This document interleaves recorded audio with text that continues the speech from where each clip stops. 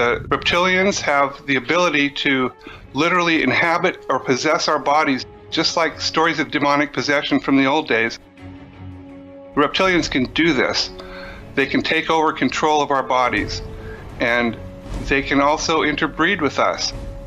The Draco reptilians, which are the leadership caste of reptilians, let's say, they also are psychic vampires. They love to feed on our emotions, especially strong emotions like terror, anger, heartbreak.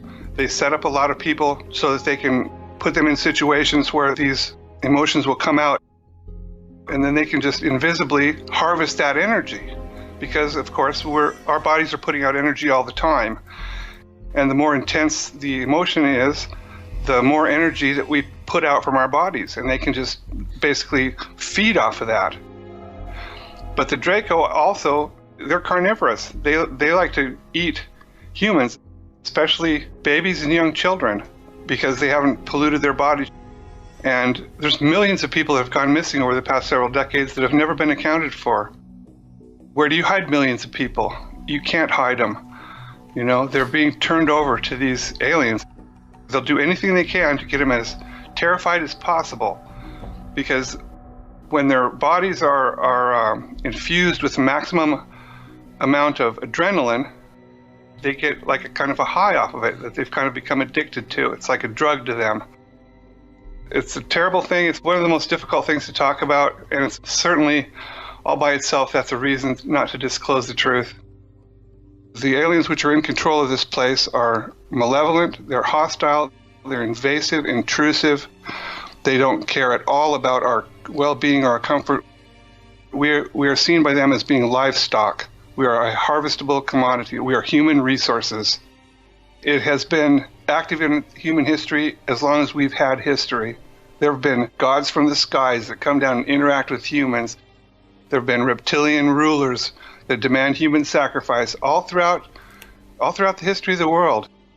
To get to the top levels of the Black Ops world, you have to basically sell out to the aliens in order to get there. That's why the head of the National Security Agency is also the founder of the Temple of Set. If you know what that is, it's devil worship. And they're all involved in that. And that's a whole nother subject. But humans disappear from this world all the time, and they're never seen again. They like to take street people, because the cops don't care what happens to them when they get reported as missing. And apparently some of them are sold into slavery, and some of them are just consumed. I mean, how does the president come out and speak about that publicly?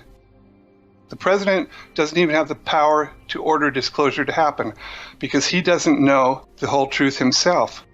It's because there's security classification so high that he can't even know they exist unless someone tells him. The attitude of the military is, any president is going to be gone within 4 to 8 years, but the military will remain and the aliens will remain, and so will the projects that we're engaged in together.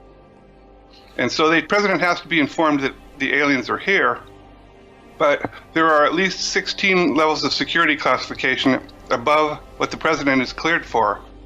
They treat the president like they treat any other soldier, basically. He's told what he needs to know in order to do his job and no more.